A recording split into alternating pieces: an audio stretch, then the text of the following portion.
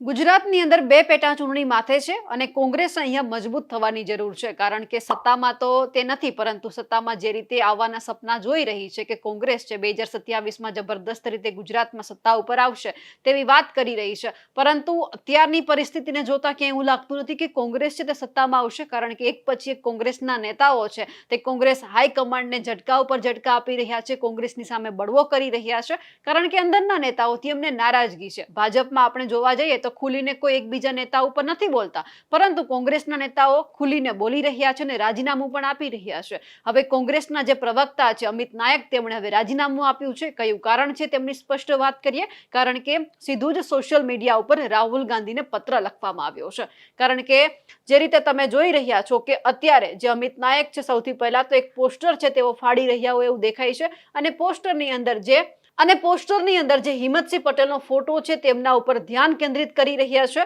કારણ કે સૌથી પહેલા હું ફોટો બતાવવા માંગીશ પછી આપણે વાત કરીએ જે રીતે હિંમતસિંહ પટેલ અને પછી એમની સાથે પ્રદીપસિંહ જાડેજા બંને એક સાથે દેખાઈ રહ્યા છે એ ફોટો પણ ફેસબુકમાં અત્યારે મૂકવામાં આવ્યો છે। એટલે હવે ક્યાંક ભાજપ અને કોંગ્રેસના નેતાઓને લઈને એમણે સીધો જ કોંગ્રેસ ઉપર પણ પ્રહાર કર્યો છે કે અંદરના નેતાઓ છે તે ક્યાંક મિલીભગત છે ભાજપ અને કોંગ્રેસ, પછી ભલે તેઓ કોંગ્રેસમાં રહીને ખાલી વાહવાહી કરે કારણ કે આ ફોટો આપણે બંનેનો સાથે જોઈ રહ્યા છીએ અને ખાસ કરીને હવે જે તેમણે રાહુલ ગાંધીને સીધો જ જે પત્ર લખ્યો છે તેમની ચર્ચા કરીએ। રાહુલજીને જાહેર પત્ર લખવામાં આવ્યો છે। એમણે લખ્યું છે કે રાહુલજીને આ જાહેરમાં હું પત્ર લખું છું। આપ છેલ્લા ઘણા સમયથી રેસના ઘોડા, લગ્નના ઘોડા અને છેલ્લે તો લંગડા ઘોડા શોધવાનો પ્રયાસ છે તે સતત કરી રહ્યા છો તો એક નાના કાર્યકર્તા તરીકે આપના ઉમદા હેતુમાં સચોટ માહિતીનું યોગદાન આપવું તે અમારી ફરજનો એક ભાગ છે। હવે તેમણે વાત કરી છે ચૂંટણીઓમાં પક્ષ જે કોઈ ઉમેદવારને ટિકિટ આપે તે આદેશને સિરે ચડાવી તેના માટે પ્રચાર અને સંગઠન કાર્યમાં જોડાવું તે જ પક્ષ પ્રત્યેની વફાદારી અને શિસ્ત છે। મતભેદ હોઈ શકે છે પણ મનભેદ નહીં। મારા જેવા હજારો કાર્યકર્તા આ નિયમથી જ પક્ષમાં કાર્યરત છે અને આગળ પણ રહેશે પરંતુ આપણા પક્ષના ઉમેદવારની ચૂંટણી માટે પ્રચાર કાર્ય કરતા શિક્ષિત અને સ્પષ્ટ વક્તા કાર્યકર્તાને રાજકીય હરીફની જેમ વર્તે અને ખોટા ષડયંત્ર રચી પોતાની કામગીરીથી અડગા રખાવું, અભણ અને નાદાન ટેકેદારો જોડે પોલીસમાં ખોટી ફરિયાદો અપાવી, રાજકીય લાલસાને તૃપ્ત કરવી અને 10 ડગલાના અંતરે હોવા છતાં પક્ષને વરેલા આગેવાનના ઘરે કે ઓફિસ પર જઈ બેસવાથી અંતર જાળવવાનું અને રાજકીય રીતે હરીફ પક્ષના ઉમેદવારના સામાજિક પ્રસંગમાં 1000 કિલોમીટરનો પ્રવાસ કરી હાજરી પુરાવી 5 સ્ટાર મિજબાની કરીને આવે તેવી પરિસ્થિતિમાં સંગઠન કઈ રીતે ટકશે? નાનો કાર્યકર્તા પોતાના જીવના જોખમે, ધંધાના જોખમે કે સામાજિક જોખમને દાવ પર મૂકી પક્ષની વિચારધારા માટે કટ્ટરતાથી ક્યાં સુધી લડશે અને રાજકીય લાભ ખાટવામાં વર્ષોથી મહારત હાંસલ કરેલ કોર્પોરેટર નેતાઓ ક્યાં સુધી પક્ષના નેતૃત્વને છેતરશે?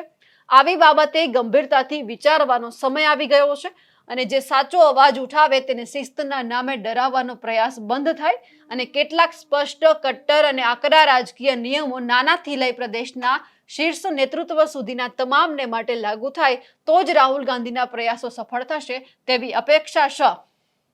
કોંગ્રેસ પક્ષમાં બુદ્ધિજીવી અને શિક્ષિત કહી શકાય તેવા ડોક્ટર, એન્જિનિયર કે ટેકનોક્રેટ છેલ્લે ક્યારે જોડાયા હશે તેનો ડેટા નહીં જ હોય પણ જે રહ્યા છે તેની ઘોર ખોદવા નીકળ્યા હોય તેમના નામે કે તેમની સામે શિક્ષાત્મક પગલાં લઈ જૂનાને રક્ષિત કરશો ત્યારે નવા લોકોને નેતૃત્વ પર વિશ્વાસ બેસે તેવી અપેક્ષા છે। હું કોંગ્રેસ પક્ષના હોદ્દાને જવાબદારી પરથી મુક્ત કરવા શીર્ષ નેતૃત્વને જાહેર વિનંતી કરી રહ્યો છું। પક્ષના પ્રાથમિક સદસ્ય તરીકે જાહેર કાર્યક્રમોમાં કાર્યકર તરીકે કટિબદ્ધતા સાથે હાજરી આપીશ। અમિત નાયક, પ્રવક્તા, ગુજરાત પ્રદેશ કોંગ્રેસ સમિતિ।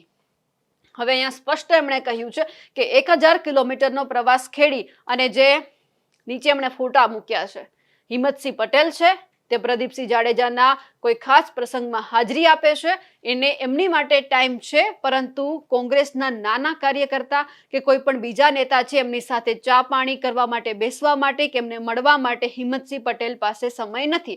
સ્પષ્ટ સંદેશ એમણે હિંમતસિંહ પટેલને પણ આપી દીધો છે કે આપણા જે કોંગ્રેસના નેતાઓ છે અંદરખાને જે આપણો વિરોધ પક્ષ છે, જે આપણો સામેનો પક્ષ છે તેમની સાથે બેસવામાં, ઉઠવામાં એમને રસ છે પરંતુ કોંગ્રેસના કામ કરવામાં એમને રસ નથી। એટલે ક્યાંક ને ક્યાંક ક્યાંક આડકતરી રીતે એમનું કહેવું એવું છે કે જેટલા પણ આવા નેતાઓ કોંગ્રેસમાં છે તેમને હાંકી કાઢવામાં આવે તો જ આવનાર કોઈ નવા ઉમેદવારો હશે, નવા કાર્યકર્તાઓ હશે, એમને કોંગ્રેસમાં ક્યાંક આશા છે એવી જાગશે કે આવનાર સમયમાં કોંગ્રેસ મજબૂત થશે. પરંતુ જો આ જ રીતે જૂના નેતાઓ છે તે ભાજપ સાથે મળેલા હોય અને એમના કામ કરતા હોય અને એમને હોદ્દા ઉપર બેસાડવામાં આવશે તો ત્યાં સુધી કોઈ જ નવા કાર્યકર્તાઓ કોંગ્રેસમાં નહીં આવે. આવી ટકોર પણ કરી છે. થોડા સમય પહેલા પણ આપણે જોયું હતું કે જે રીતે જિગ્નેશ મેવાણી છે તેમણે ફૂટેલી કારતૂસો કહ્યા હતા ઘણા બધા કોંગ્રેસના નેતાઓને, કારણ કે જે રીતે દલિતનો મુદ્દો આખો ચર્ચામાં આવ્યો તો પોતે એક બોલતા હતા, નારાજગી સામે આવી હતી કે કોઈ જ કોંગ્રેસના બીજા નેતા કેમ નથી બોલતા. મારો એકનો ધર્મ નથી કે હું દલિત સમાજ માટે આગળ આવું બોલું,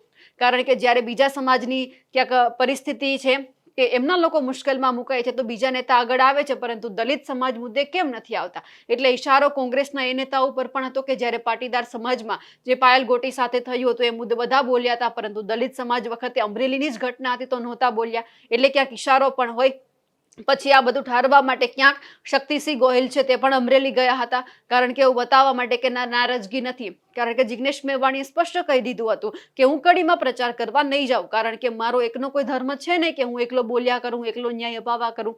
એટલે બધી જ માથાકૂટ ચાલતી હતી. પરંતુ ખાસ એ જોવાનું છે કે હવે જે અમિત નાયકે જે આ ફોટા સાથે રાહુલ ગાંધીને જે કીધું છે અને ખાસ કરીને જે આ બધું જ લખ્યું છે કે નેતાઓ અંદરના અમુક એવા છે કે જેમને કોંગ્રેસના નેતાઓ સાથે બોલવું પસંદ નથી. એટલે કે હવે તમારે જોવાનું છે કે આગળ શું કરવું.